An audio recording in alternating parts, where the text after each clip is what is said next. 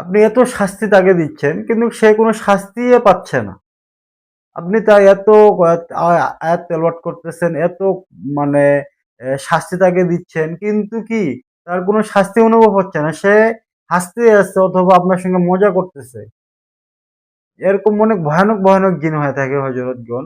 যারা আপনার মুত্তাবির, আপনারা চিকিৎসক, আপনারা এই সমস্যার অনেক সম্মুখীন যারা হয়েছেন, আপনারা যারা পরিপূর্ণভাবে বিষয়গুলা না জানার কারণে আপনারা বিভ্রান্ত হয়ে যান অনেক সময়। যে হযরত আমি এত শাস্তি দিচ্ছি, এত আয়াত তেলাওয়াত করতেছি, আমি ওর শরীরে আগুন জ্বালা দিচ্ছি, ওর আমি হাত কাটে দিচ্ছি, ওকে আমি হত্যা করার চেষ্টা করতেছি, ওর কিছুই হয় না। এর কারণ কি? জি হযরতগণ, যে কিছু, কিছু জিন আছে যারা অনেক শক্তিশালী হয়ে থাকে, ওদেরকে শাস্তি দেওয়ার অন্য এক পন্থা আছে। ওই জিনকে আপনি যেভাবে শাস্তি দিবেন, সে যত বড় শক্তিশালী জিন্নাত হোক না কেন, সে অবশ্যই শাস্তি পাবে। সে অবশ্যই তার সমস্ত রকম জাদু ধ্বংস হয়ে যাবে ইনশাআল্লাহ। সম্মানিত মুমিন ও মুসলমান দিনী ভাই ও বোনেরা, আসসালামু আলাইকুম ওয়া রাহমাতুল্লাহি ওয়া বারাকাতুহু। আপনারা দেখতেছেন অদৃশ্য জিন ও জাদুর কোরআনী চিকিৎসা চ্যানেল। সঙ্গে আছে আমি মোহাম্মদ চিকিৎসক জসিমউদ্দিন। সম্মানিত ভিউয়ার্স, আজকে আমি আপনাদের মাঝখানে যে বিষয়টা নিয়ে শেয়ার করব, যে একটা শক্তিশালী জিন রোগীর বডিতে প্রবেশ করে, রোগীর সঙ্গে কথা বলে, ডাইরেক্ট কথা বলে কিন্তু কোন রকম শাস্তি সে পাচ্ছে না, অথবা আপনারা যেভাবে তাকে শাস্তি দেন, যত কোরআনের আয়াত পড়েন কিন্তু কোন রকম শাস্তি সে অনুভব করতেছে না, এবং কি সে উল্টা আপনার মজা নিচ্ছে, হাসতেছে, বিভিন্ন ধরনের কথা বলতেছে। উল্টা আপনাকে ভয় দেখাচ্ছে। এরকম সমস্যা অনেক সময় পড়তে হয়। যে বিষয়গুলা আপনাদের যদি জানা না থাকে তাহলে আপনারা সেই সময়টা কি করবেন? কিভাবে সেই জিনটাকে শাস্তি দিবেন? এ বিষয়ে পরিপূর্ণ বিষয় নিয়ে কথা বলবো। আপনারা পুরো ভিডিওটা না টেনে দেখবেন। ইনশাআল্লাহ আপনারা অনেক উপকৃত হবেন। জি হযরতগণ, যারা আপনারা অনেকেই সময় দেখা গেছে রোগীর বডিতে জিন হাজির হয়ে গেছে। কিন্তু আপনারা বিভিন্ন আয়াত পড়ে বিভিন্নভাবে রোগীর জিনটাকে শাস্তি দেওয়ার চেষ্টা করতেছেন। রোগীর জিনটাকে হত্যা করার চেষ্টা করতেছেন। কিন্তু সে কোন রকমই কিছুই হয় না। উল্টা আপনার কাণ্ডকীলাপ দেখে সে হাসতেছে। ওই রুগীটাকে আপনারা কিভাবে শাস্তি দিবেন? জি হজরত, অথবা কিভাবে তাকে বন্দী করবেন? এই বিষয়গুলা নিয়ে ধারা আমরা কথা বলবো, যে এমন কি পাওয়ারফুল আয়াত আছে যে আয়াত দিয়ে আপনার সে যত বড় তান্ত্রিক জিন হোক না কেন, মনসা জিন হোক না কেন, কালী জিন হোক না কেন, এক কথায় যত বড় শক্তিশালী জিন্নাতে হোক না কেন, সে দুর্বল হয়ে যাবে। জি হজরত, আমরা বলতেছি হলো যে বিষয়টা হয়তোবা আপনারা অনেকেই জানেন, চেহেল কাপ। চেহেল কাপের যে কত পাওয়ার, একমাত্র যারা প্রয়োগ করছেন তারাই জানেন। জি হযরতগণ, যারা জিন অনেক শক্তিশালী হয়ে থাকে, যেই জিনকে কোন রকম শাস্তি প্রয়োগ করা যায় না, কোন জিনকে শাস্তি দিলেও সে অনুভব করে না, সেই জিনের ক্ষেত্রে আপনারা এই চেহেল-কাপ যে পদ্ধতিটা আমি শিখিয়ে দিচ্ছি আপনাদের আজকে, এই জিনিসটা আপনারা এই পদ্ধতিটা ব্যবহার করে দেখবেন।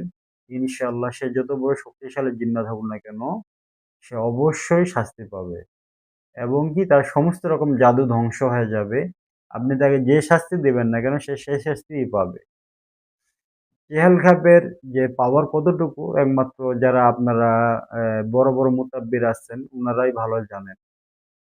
আ যাই হোক হযরতগণ, আমরা বেশি বিস্তারিত কথা না বাড়িয়ে আমরা মূল আলোচনার দিকে ফিরে যাই। আমরা নিত্য নতুন এই সব ভিডিও নিয়ে আমরা কথা বলে থাকি। আপনারা যারা আজকে আমার চ্যানেলটাতে ১ম আসছেন, অবশ্যই চ্যানেলটি সাবস্ক্রাইব করে উৎসাহ দিবেন। ইনশাআল্লাহ আপনার জন্য ভালো কিছু আমরা ভিডিও নেয়ার উপহার দেওয়ার চেষ্টা করব। যেসব ভিডিওগুলো খুব গুরুত্বপূর্ণ বিষয়গুলা কাজ করার ক্ষেত্রে হয়ে থাকে, ওই বিষয়গুলো নিয়ে আমরা কথা বলব ইনশাআল্লাহ।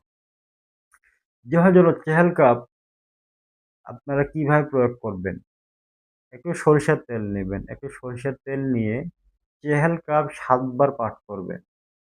চেহেল কাপ কয়বার? ৭ বার পাঠ করবেন। অবশ্যই যেই চেহেল কাপ আপনার কি কয় ৪০ টার উপরে কাপ আছে। যেই চেহেল কাপে কয়টা? ৪০ টার উপরে কাপ থাকবে। ওই চেহাল কাপটাই আপনারা প্রয়োগ করতে পারবেন। কিংবা ওই চেহাল কাপটাই আপনার প্রয়োগ করলে আপনার এই পরিপূর্ণ বিষয়টা আপনার খাটবে।